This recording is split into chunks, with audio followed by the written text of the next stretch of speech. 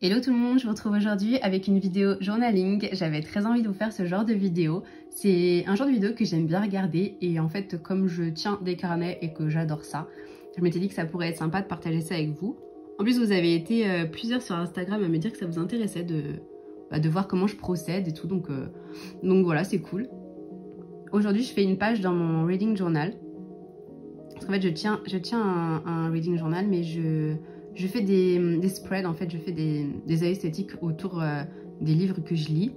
Donc là, je fais une page sur La nuit où les étoiles se sont éteintes de Neil Gaiman et Marie Aligno. Donc ce que je fais, c'est que d'abord, je choisis des images sur Pinterest, des images qui me font penser au livre, voilà, au thème qu'il y a, enfin, voilà, à l'esthétique du livre, en fait, tout simplement. Donc ça prend pas mal de temps, quand même, parce que j'essaye toujours que les images pas se ressemblent, mais soient à peu près dans la même colorimétrie, qu'on ait quand même une vibe qui soit cohérente, en fait, quand elle est quand les images sont étalées les unes à côté des autres, en fait. Là, c'est pour ça qu'il y en a une que j'ai éliminée parce que je trouvais que ça allait pas. En plus, j'évite toujours d'en mettre trop parce que mon carnet, c'est pas un A5, c'est un format en dessous. Il vient de chez Archer & Olive, d'ailleurs, je vous mettrai en barre d'infos si ça vous intéresse. Mais j'ai pas énormément de place et c'est voulu d'ailleurs parce que je voulais pas un format A5. Enfin bref, ensuite vient le moment de les placer. Alors là, c'est pareil, c'est un peu une galère parce que je réfléchis toujours sans s'attendre à ce qui peut le mieux coller, parce qu'en fait, je réfléchis à tout ce qui va être sur la page. En fait, j'ai une vue d'ensemble dans ma tête et j'essaye à ce que tout colle.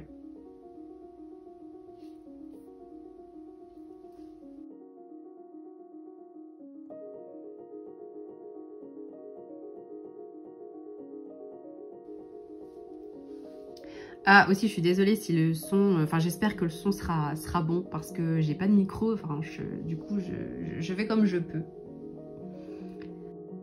Vient le moment d'écrire le titre, donc c'est clairement ce qui me prend le plus de temps, je pense, parce que je me suis mise depuis quelques temps à recopier exactement, j'essaye du moins, le titre qu'il y a sur la couverture. Ce que je fais aussi dans mon carnet de séries et de films, c'est ce que j'ai commencé à faire.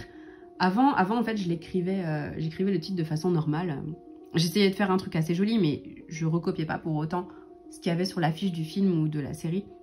Et je me suis mise à le faire avec Harry Potter, quand j'avais regardé, vous savez, la réunion, quand ils se sont retrouvés, tous les acteurs et tout, et que j'ai fait une page là-dessus. J'ai voulu reproduire exactement comment c'était écrit. Et en fait, malgré le fait que ça m'a pris énormément de temps à faire, j'ai trouvé que le résultat était vraiment trop bien, ça rendait trop bien, quoi. Donc du coup, je me suis mise à faire ça. Et j'adore, même si ça prend du temps, le résultat est là, en fait, et c'est cool. Alors après, c'est pas toujours exactement pareil. Enfin, c'est hyper compliqué de faire à l'exactitude. Enfin, c'est quand même assez proche, voilà. Enfin, j'essaie de me lancer des fleurs, mais...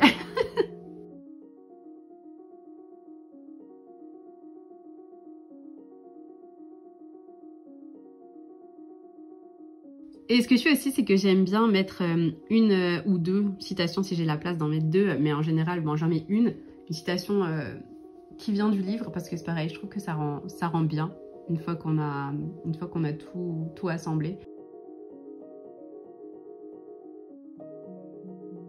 Et puis c'est vrai que des fois, il y a vraiment des citations qui ressortent que j'aime beaucoup et que j'ai envie d'écrire tout simplement. Donc je fais ça.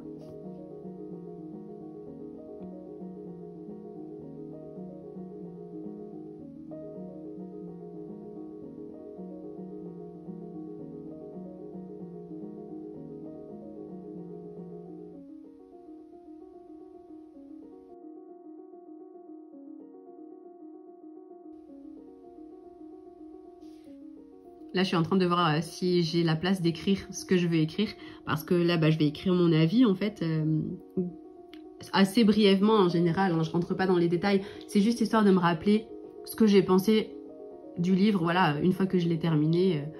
Voilà, par exemple, plus tard, dans un an, si je relis ce carnet, voilà, histoire de me rappeler ce que j'en ai pensé. Et c'est toujours compliqué. Parce que, pareil, j'essaie d'avoir une vue d'ensemble et je me dis...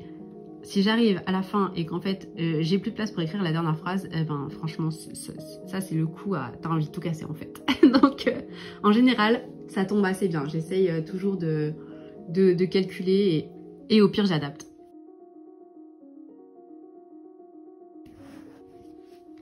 Et là je suis en train de voir quel bleu je vais utiliser pour le titre parce que bah, comme vous pouvez le voir, le titre est écrit en blanc sur fond bleu. Moi forcément blanc sur blanc ça ressortira pas, donc j'ai inversé et je vais le faire en bleu.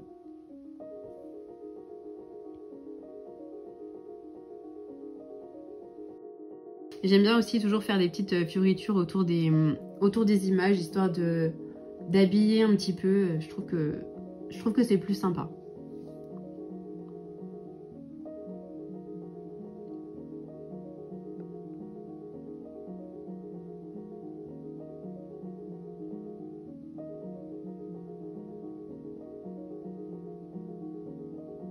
Je prégomme toujours un petit peu avant de réécrire par-dessus.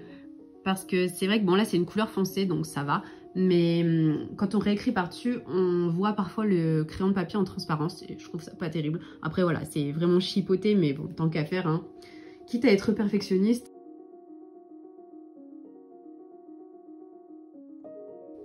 Même si pour les citations, c'est vrai qu'en général, j'écris plus pour voir la place que j'ai en fait, pour que ce soit centré, tout ça, plus que pour la police. Parce qu'en fait, c'est une écriture que j'ai l'habitude de faire et il y en a que j'ai pas besoin de modèle, j'ai plus besoin de modèle, je le fais instinctivement. Alors que par exemple, là pour le titre, c'est sûr que si je gomme tout, je suis mal barrée, je suis partie pour tout refaire. Hein.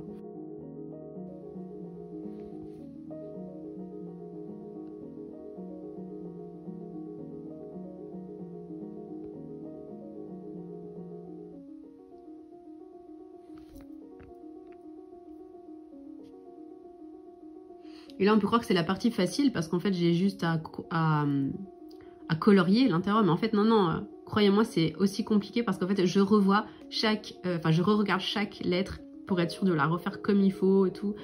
Non, c'est vraiment le titre, c'est un long processus.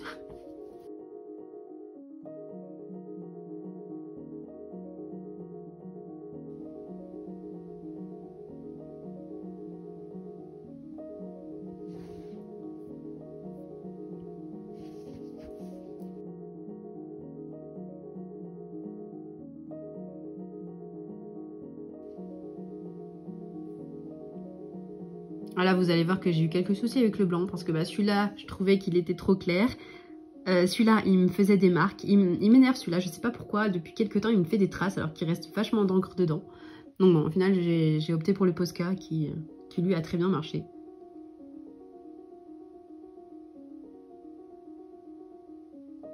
Ah, et puis là, je trouvais que c'était un peu trop vide. Donc j'ai voulu mettre un autocollant, un sticker. Mais c'est pareil, là mon indécision elle était au maximum. Là il a fallu que je réfléchisse pendant 400 ans pour savoir lequel j'allais mettre.